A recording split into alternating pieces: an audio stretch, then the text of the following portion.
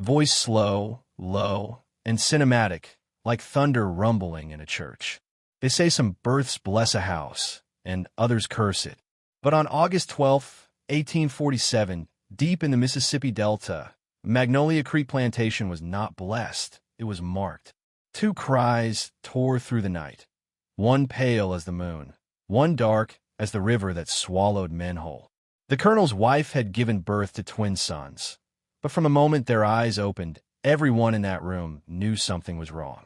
One child bore the face of his father. The other did not. In the stillness that followed, for people would die within 72 hours. 17 more would vanish before the month's end. The county records were sealed, the governor's signature pressed into wax like a silent threat. They called it superfecundation, 2 fathers, 1 womb. But the truth that lived beneath that word was darker than medicine, older than science. It was a sin born of vengeance and survival, and it carried the echo of an ancient pattern, the mixing of bloodlines to break a curse. This story isn't about one plantation. It's about what happens when power believes itself to be divine, when cruelty takes the shape of law, and men forget that their empires are built on bones. Magnolia Creek was a mirror of the South itself, beautiful, haunted, and rotting beneath its own perfection. But what was born that night? Those 2 boys, one light and one dark, was something more than scandal. It was prophecy, because what the colonel's wife did was not just betrayal. It was rebellion. You're about to hear what really happened. The story that was buried under a century of polite lies and historical half-truths. But I warn you, once you hear it, you can't unhear it. Once you see it, you'll see it everywhere. In our institutions, in our leaders, in your own bloodline. This is the story of Magnolia Creek.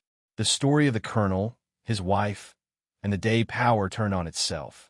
And if you're still here, the colonel's house was made of glass. Not the kind you could see through, the kind that lets you watch everything inside without ever being seen yourself. His servants said he never slept, that he moved through the halls with a lantern, whispering to portraits of his ancestors as if they were still alive, or worse, listening for them to whisper back. On the walls hung faces of men who'd built an empire on cotton, blood, and silence. Generations of white collars hiding red hands. The family motto, etched above the great staircase, read, "Dominion through discipline." But the truth was simpler. It wasn't discipline that kept the slaves in line, it was terror. The colonel believed that fear purified the soul. He called it the doctrine of order. He taught it like scripture to his sons, preaching that chaos was the disease of the weak, that the world could only be ruled by those willing to destroy what disobeyed. But there was one thing he couldn't destroy, the truth of their birth. The darker twin, Samuel, grew quiet and sharp, with eyes that cut through walls. The lighter twin, Thomas, carried his father's smile, but not his conviction. From the moment they could walk, the colonel divided them. Thomas dined with the men, Samuel with the servants. Thomas studied law, Samuel learned silence. Yet every night, the boys found each other in the greenhouse, the only place not watched by the colonel's guards. Samuel would show Thomas the secret marks left on the trees by the slaves, coded messages, prayers disguised as carvings, the faint remains of names burned into the roots. "They're telling stories," Samuel whispered. "They remember us, even when they're gone." Thomas didn't understand. Not yet. But the house did. The walls carried memory like disease. Each time Samuel spoke those words, the candles would flicker, and the wind would hum through the rafters like a choir of trapped voices. The colonel's wife began hearing them too, cries beneath the floorboards.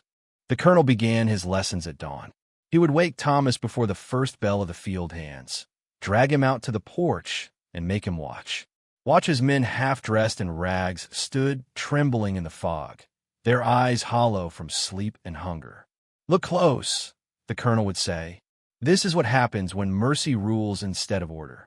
He'd lift a ledger in one hand, a whip in the other. To him, they were the same instrument. One wrote laws, the other enforced them. The doctrine of order wasn't written in any book. It lived in gestures, punishments, silences. "A man," he'd say, must choose between being feared and being forgotten. And fear lasts longer. Thomas nodded, always nodded.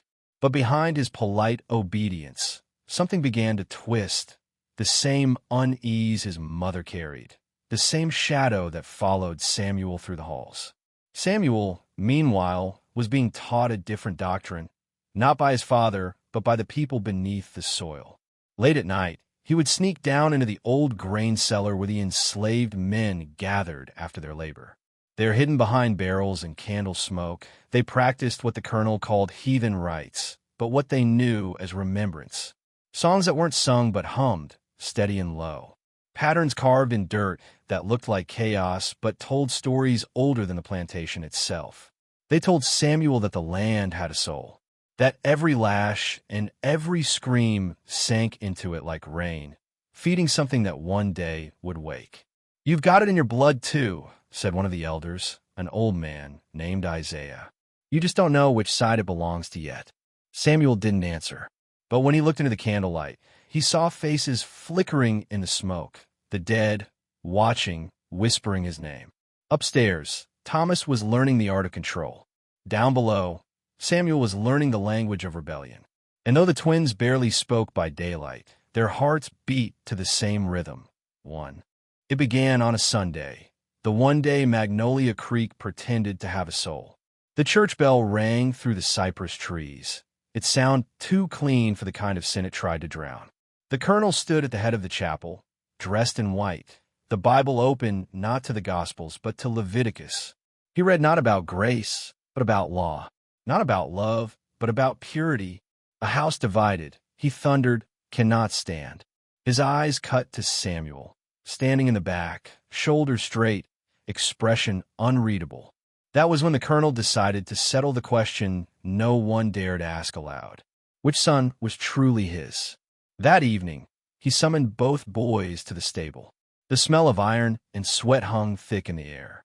Torches burned along the walls, their flames flickering like witnesses. "Every dynasty must prove its blood," he said. "Tonight, you will do what I did when I was your age." On the table before them lay 2 hunting knives. "A son must know the worth of his own blood," the colonel continued. "Cut your palm. Spill it. Let the land see which of you it accepts." Thomas hesitated. Samuel did not. His hand sliced quick and sure. Blood hit the dirt, and for a moment the flames bent toward him as if drawn to his pulse. The colonel flinched, almost imperceptibly. Then he nodded to Thomas. Thomas's cut was shallow, trembling. His blood barely touched the ground before it dried. The colonel smiled, but his smile didn't reach his eyes. "The land decides," he said. That night, a storm hit Magnolia Creek, the kind that doesn't come from the sky, but from the earth itself. Lightning struck the oak near the servants' quarters, setting it ablaze. The horses screamed until dawn. By morning, Isaiah was found dead, the old man who'd been teaching Samuel the songs. They said he was struck by lightning too, but Samuel knew better. He could feel it. The colonel's will had turned into something darker, something that wanted proof not just of loyalty, but dominion. Magnolia Creek had always breathed in whispers, the rustle of cane, the sigh of chains, the hum of hymns half swallowed before dawn. But after Isaiah's death, those whispers changed. They weren't prayers anymore. They were plans. Samuel moved like a shadow through the fields, listening, learning. The men who once avoided his gaze now waited for it.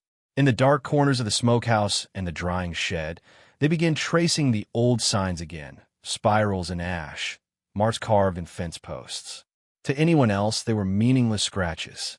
But together, they spelled one word: rise. The colonel thought he had silenced Isaiah's faith. What he didn't know was that death had only made it multiply. The night after the storm, the field hands swore they saw Isaiah's shadow walking the rows, slow, bent, carrying a lantern that never went out. Every time it passed, the earth trembled softly, as if remembering. Samuel began gathering them in secret under the cypress grove, where the ground was slick with river mist. There, he spoke of freedom, not as a dream, but as a debt that the land itself demanded. "They believe they own the soil," he whispered. but the soil remembers who bled for it. It remembers every name buried without a stone. The men and women listened, fear fighting hope inside their chests. For years they had learned to wait, to survive, to endure. Now Samuel was asking them to believe the waiting was over. He didn't speak like a preacher. He spoke like thunder, quiet before it strikes. And when he lifted his hand to the moon, even the trees leaned toward him. Yet Samuel's mother sensed the danger. She saw the change in her son's eyes, not madness, but a calling too vast for one man to bear. She begged him to stop. "You don't know what your father will do," she whispered. "You don't know what this house will take from you." But Samuel only looked at her, voice steady. "He built this house on blood, Mama. I'm just giving it back what it's owed." That. The colonel had ruled Magnolia Creek for 20 years with the certainty of a god. But gods, too, can rot. It started small. A mirror cracking on its own. A crucifix falling from the wall. Horses refusing to cross the southern pasture. He told himself it was coincidence. Storm damage. Poor maintenance. But when the dogs began howling at the same hour each night, when the river fog crawled all the way up to his porch, he felt it. The land was breathing differently. He'd stand by the window in his study, looking out toward the fields. They used to glow silver under the moon. Now they looked bruised, dark, wet, restless. The servants whispered of curses. The foreman swore someone was tampering with the tools, moving them in patterns he didn't understand. And every morning, just before sunrise, the colonel would wake with dirt under his fingernails. He began keeping a pistol under his pillow. Then two. Then he ordered the house staff to sleep in the hallway outside his door. None of them lasted longer than a week. They left in silence, eyes hollow, as if they'd seen something that language couldn't hold. He turned to Thomas for comfort. "Do you hear it too?" he asked one night, his voice trembling. "The humming. It's in the walls." Thomas wanted to tell him no, that there was no humming, no curse, just the echo of his cruelty, but he couldn't, because he'd heard it too. That same low vibration, like hundreds of voices murmuring beneath the floorboards, rising whenever the wind shifted. The colonel began purging the house, burning linens, smashing mirrors, drowning family heirlooms in barrels of lye. He said it was purification, but what he was really doing was fighting memory. On the 10th night, he called for Samuel. The boy appeared in the doorway, calm as still water. "They're talking to you, aren't they?" the colonel hissed. "Those things, those people." Samuel said nothing. "You've brought this into my house." The colonel's voice broke. "You've up." The rain came down in sheets, heavy, angry, relentless. The kind of storm that doesn't cleanse, it exposes. Magnolia Creek had seen 100 tempests, but never like this. The thunder didn't roll. It marched. Every crack of lightning struck closer to the main house, each one flashing faces in the dark. Faces that shouldn't have been there. The colonel ordered his men to patrol the fields. None returned. From the porch, Thomas watched the torches vanish one by one into the blackness. Only the drums stayed, steady, rising, pulsing like a heartbeat too big for the earth to hold. The colonel burst into the parlor, soaked and wild-eyed. "They're out there," he snarled, "and they think I'm afraid." He loaded his rifle with shaking hands. "I built this place. I fed them. I made them men." But even as he spoke, the walls seemed to close in, boards groaning, chandeliers swaying without wind. The air grew heavy, thick with the scent of wet soil and iron. The ground itself was remembering. Then came the first torch, a single flame at the edge of the property line, moving slow and deliberate through the storm. Then another. Then 20. They moved in silence until they reached the fence, hundreds of shadows beneath the thunder. At their front stood Samuel. He wasn't holding a weapon. He didn't need to. His presence was enough. "You'll hang for this," the colonel shouted from the balcony. "Every last one of you." But Samuel's voice, calm and deep, cut through the storm like steel through silk. "We already did." Lightning struck the old oak, the same tree where Isaiah had been found dead, splitting it in two. The sound that followed wasn't thunder. It was a roar, hundreds of voices screaming all at once, a century's worth of pain erupting in a single breath. The enslaved rose as one. Chains became weapons. Tools became justice. The men who once bowed their heads now carried torches high. Thomas, trembling, looked from his father to his brother. Between them, when the dawn finally came, it was gray, a colorless light that touched everything except warmth. Magnolia Creek was gone. What had once been a palace of glass and power was now a skeleton of ash. The air still shimmered with heat, and the smell of burning oak clung to the morning like sin. Thomas woke on the riverbank, half blind with smoke, his hands torn from clawing through debris. He called out for Samuel until his voice bled, but only the wind answered. The bodies had already begun to sink into the earth, not buried, just taken. The soil swallowed them slowly, almost tenderly, like a mother reclaiming her children. Of the colonel, nothing remained but his ring, a band of iron too warped by heat to shine. The state would later call it an incident. The newspapers wrote of discontent among the laborers and accidental combustion from lightning. But those who lived through it, those who felt the tremor beneath their feet that night, never spoke again. Some left Mississippi entirely. Others stayed, but their eyes carried the fire in silence. Thomas did not leave. He rebuilt what he could, not out of love, but guilt. He told himself he was preserving memory, though he knew he was preserving control. The house rose again, smaller, colder, built from stone instead of wood. But every brick seemed to pulse. Every window reflected faces that weren't his. The workers he hired quit within weeks. They said they could hear drums when there was no wind, and crying in the rafters when no one was inside. And sometimes, in the late hours of the night, Thomas swore he saw a figure standing in the field, motionless, watching. A man with his brother's face. He began to dream of fire again. In the dreams, Samuel would stand amid the flames and whisper, "You can build it again, Thomas." But the ground remembers.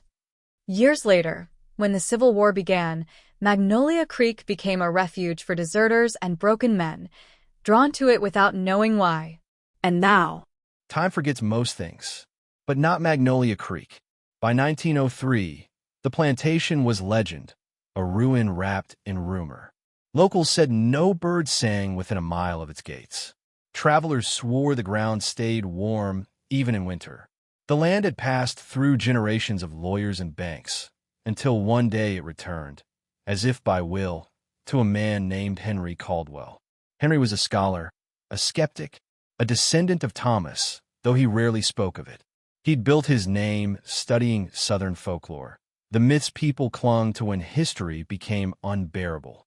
So when he inherited Magnolia Creek, he saw it not as a curse, but as a case study, a chance to document the psychology of haunted land. He brought with him a camera, notebooks, and a single assistant, a quiet woman named Evelyn, whose family name traced back to one of the freed servants of the plantation. She said nothing at first, only watched as Henry walked through the ruins, measuring, sketching, cataloging. But on the third day, as they passed the edge of the old cane field, she stopped. "Don't you hear it?" she asked. Henry frowned. "Hear what?" "The drumming," she whispered. "It starts when you stop moving." He laughed it off, until that night, when the recordings on his phonograph picked up a low, rhythmic pulse beneath the sound of the wind. It wasn't mechanical. It wasn't natural. It was heartbeat. Over the next week, his rational mind began to fracture. Footprints appeared in the mud beside his tent, bare, human, always in pairs. Lanterns flickered in the fields where no one stood. And every dawn, he'd find the same message scratched into the dirt near his campfire. "The ground remembers." Evelyn tried to warn him.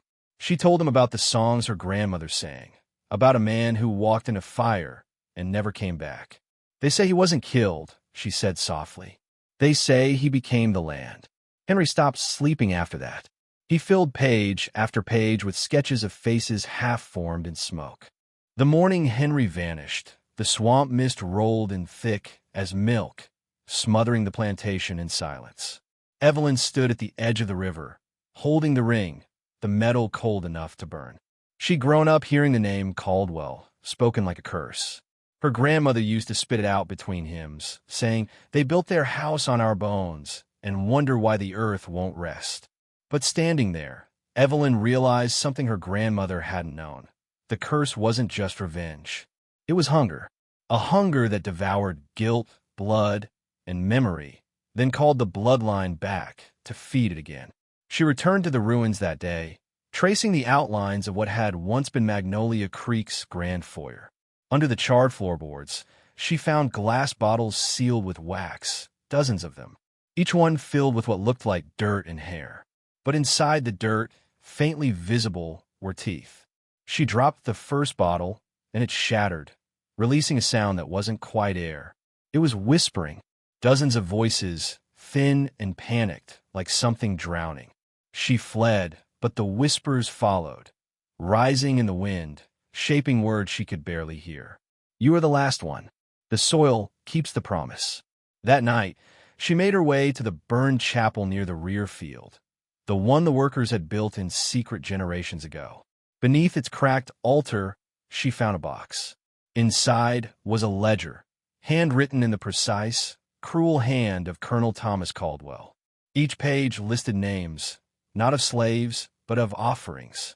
Dates, symbols, strange incantations. The last entry, written in 1861, read, "The fire is lit. The debt is paid. The ground will feed." Evelyn felt her stomach twist. It wasn't Samuel who had cursed the land. It was Thomas. The fire that destroyed Magnolia Creek wasn't rebellion. It was ritual. A final desperate act to seal his power forever. But it failed. The earth had turned on him. Evelyn flipped to the last page. That night, Magnolia Creek came alive. Evelyn had fled miles into the cypress woods, but the air there throbbed with something deeper than sound, a rhythm that pulsed through the roots and into her bones. It wasn't thunder. It wasn't heartbeat. It was remembrance.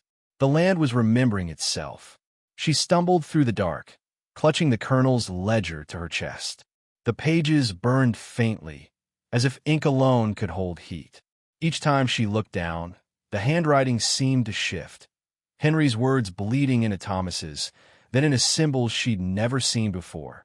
Circles, spirals, chains of names repeating through generations. Caldwell, Samuel, Henry, Evelyn.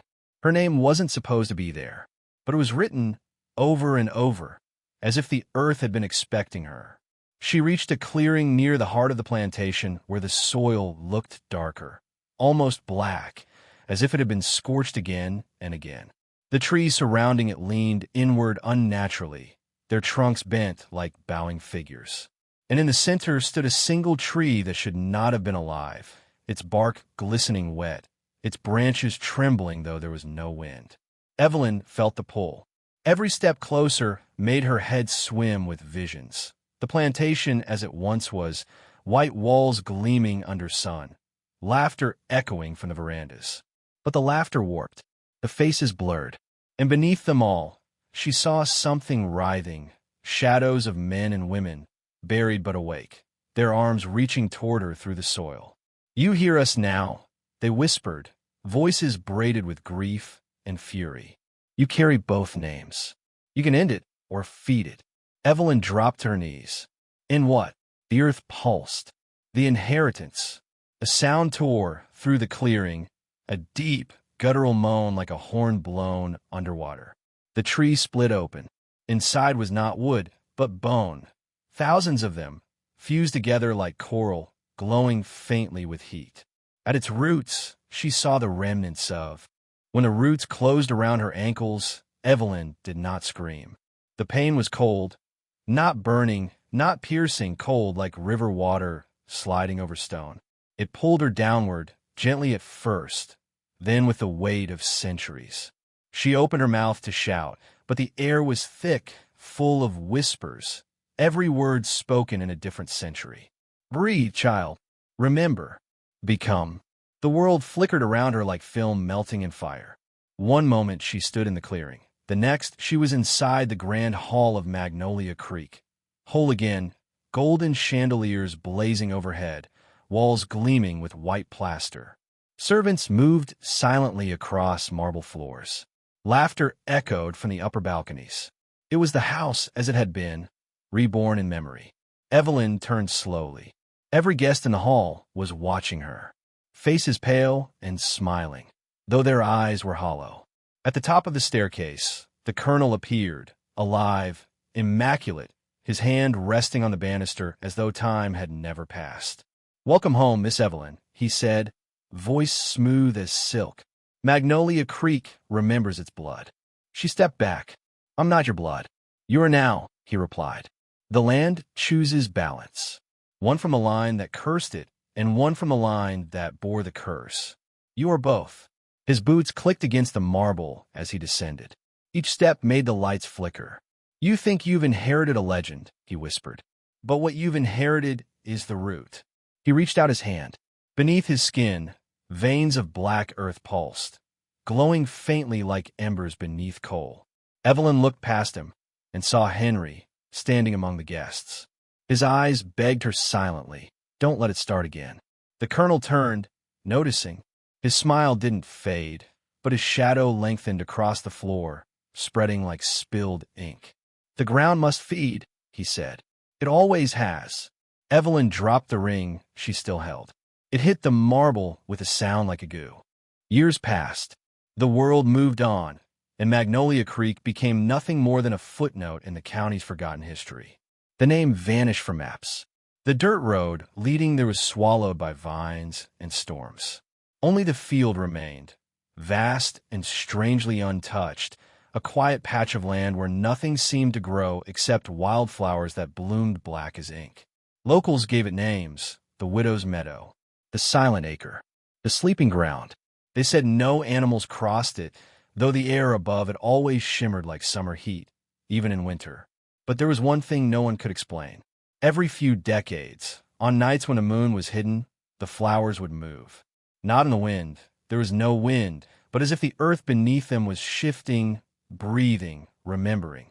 The farmers nearby said they heard a low hum during those nights, like 1,000 voices singing under the soil. And sometimes, after the rain, bones surfaced. Not human, not animal, but something in between. Smooth as ivory, shaped like roots, and warm to the touch. The county fenced off the area. Researchers came, took samples, wrote papers, left quickly. No one stayed long. Until 1954. A woman arrived, pale, quiet, wearing a locket with a symbol no one recognized. She introduced herself only as Lena. She rented a cottage near the woods and spent her days sketching the field from a distance.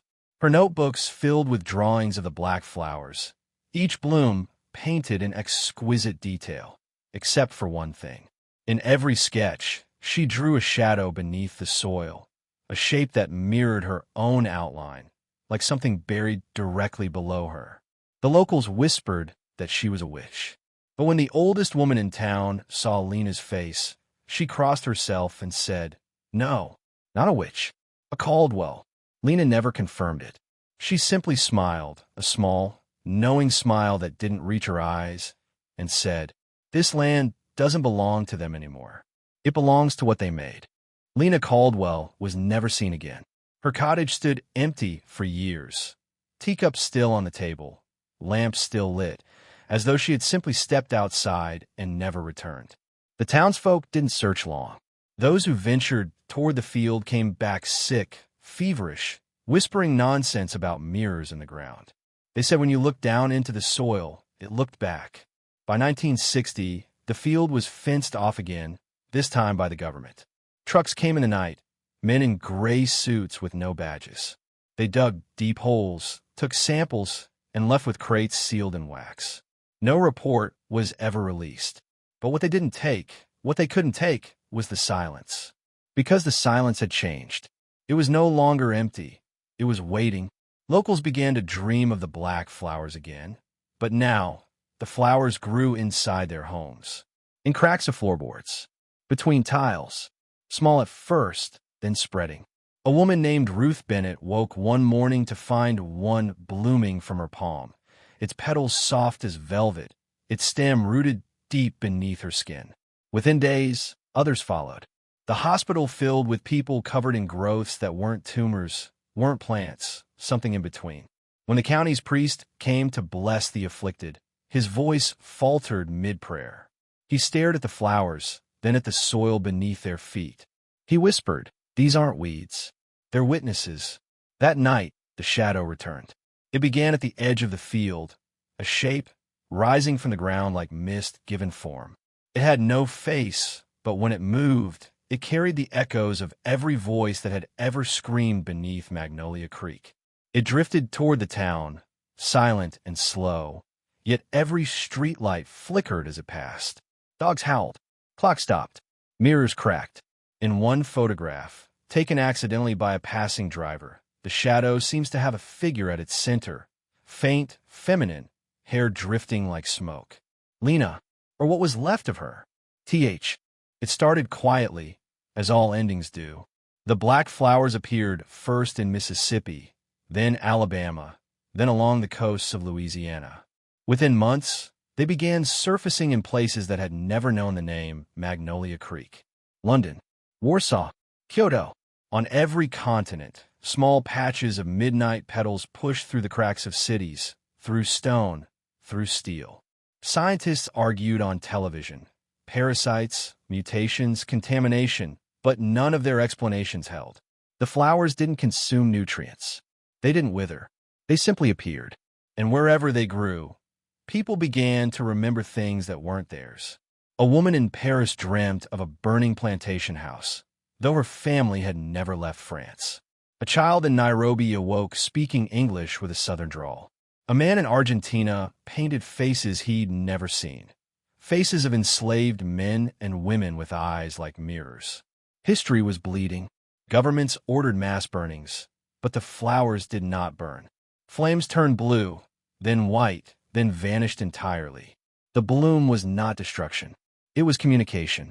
The earth was speaking, through the memories buried within it, through the voices the Caldwells had tried to silence, through Evelyn's final defiance. But humanity did not listen. The flowers spread faster. Fields of black began replacing crops. Rivers darkened, their reflections rippling with shapes that moved against the current. And then came the dreams, shared, vivid, unrelenting. Entire cities dreamed the same dream. A house of white wood rising from a black field, its windows filled with smoke. A woman standing at the top of the staircase, whispering, "The soil keeps the promise." For some, it was a warning. For others, a calling. Across the world, people began walking into the fields, barefoot, calm, their eyes open but unseeing. They would kneel among the flowers and begin to hum, low, rhythmic, ancient. The same hum Evelyn had once heard beneath the earth. There's a sound that no living person should hear. It is not a song. It is not a voice. It is the voice beneath the world, the memory of centuries pressed into soil, stone, blood, and roots. Those who have heard it speak in dreams often wake to find their own hands blackened, their reflections distorted, their shadows moving slightly ahead of them, as if the ground itself was pulling at their essence. In the quiet towns surrounding the old Magnolia Creek, people began hearing whispers at night, not the kind that float through walls or travel down hallways. These were whispers from under their feet. They spoke in languages long dead. They spoke names that had been erased from record. They recited deeds that had been buried by governments, by families, by fear. The black flowers were only the beginning. They were the surface layer, a marker, a warning. Beneath them, a network had grown, roots entwined with bone, memory, and blood, reaching far beyond the Mississippi Delta, beyond continents, beyond comprehension. And they remembered everything. Every act of cruelty, every betrayal, every hidden truth, every man who thought power gave him immortality, every woman who tried to resist and failed, every child who was promised life and was denied. The voice beneath the world does not forgive. It does not punish. It simply remembers. And in remembering, it awakens. Those who have touched the black flowers begin to change. They dream of Magnolia Creek, but no longer as observers. They live there, walking the halls, feeling the heat of the sun on the cotton fields, hearing the cries, smelling the fear. And then they awaken, outside their homes, in the world, carrying fragments of lives that were not theirs, memories that should have died, knowledge no one should possess. The first time this happens, it is terrifying.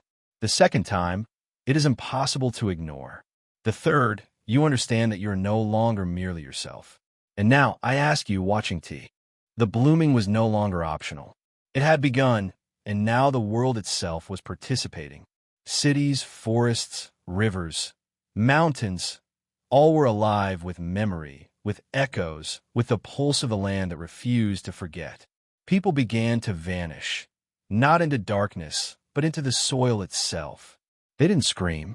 They didn't fight.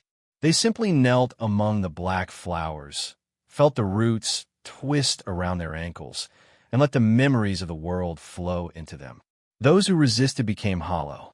Their eyes went gray first, then their voices, their reflections, then their presence. And finally, the ground opened, accepting them, rewriting them into the history it held. No government, no army, no technology could stop it. Humanity's arrogance, believing themselves masters of the earth, of time, of memory, was irrelevant. Some tried to record it, to explain it. Journalists, scientists, priests, scholars, all left notes, videos, photographs. None survived long enough to see if anyone else could understand. The blooming was selective. It chose who could witness it and who would become part of it. In this convergence, past and present merged. You could step into a field and hear the voices of the enslaved, the whispers of betrayed women, the laughter of children who never grew old, the cold orders of men who thought themselves powerful. And those who listened closely began to see themselves in the shadows. The soil remembered your ancestors, your deeds, the secrets you tried to hide. It remembered you. Those who embraced it became conduits, carriers of memory, anchors for the blooming, keepers of forbidden knowledge that no one else was meant to survive. The land no longer obeyed human time. It remembered on its own schedule. It judged, it shared, it wove its history into anyone willing or forced to listen. Magnolia Creek was no longer a plantation, a field, a memory. It was everywhere. And so, the blooming spread, not with violence, not with fire, no. This is the moment you can never unsee. The soil has finished listening. The roots have gathered all that was hidden, all that was denied, all that was forbidden. And now, it speaks directly. Those who kneel among the black flowers feel it first as a shiver up the spine, a tightening in the chest, a whisper inside the skull that is neither thought nor voice, but memory itself taking form. You are no longer merely a witness. You are a participant. The blooming does not forgive. It does not bargain. It simply transforms. You feel the weight of centuries pressing into your bones. The cries of children, the whispers of women, the commands of tyrants, the laughter of conspirators. Every secret your ancestors held, every betrayal, every hidden act of cruelty or defiance now belongs to you. You carry it. You breathe it. You are it. And in that merging, something extraordinary happens. You begin to see patterns, the hidden structures, the manipulations that span generations, the invisible levers of power, the lies that ruled nations, the conspiracies that shaped every corner of human history. All of it exposed. Some will scream, some will run, most will fall. But a few, the few who survive the blooming, will rise with understanding unlike anything humanity has ever known. They will know the truth of control, of influence, of fear, of the darkness behind all authority. They will know the names, the dates, the hidden hands that have manipulated history itself. And with that knowledge comes power. But power tempered by the impossible weight of memory. A burden most will reject, but you, if you have made it this far, can carry it. Remember this. The black flowers are everywhere, the roots are patient, and the soil is listening. Every lie you witness, every secret you discover, every act of cruelty or mercy, it is all recorded. It all waits beneath your feet. You cannot hide. You cannot deny. You can only awaken. And now, the blooming is complete. Step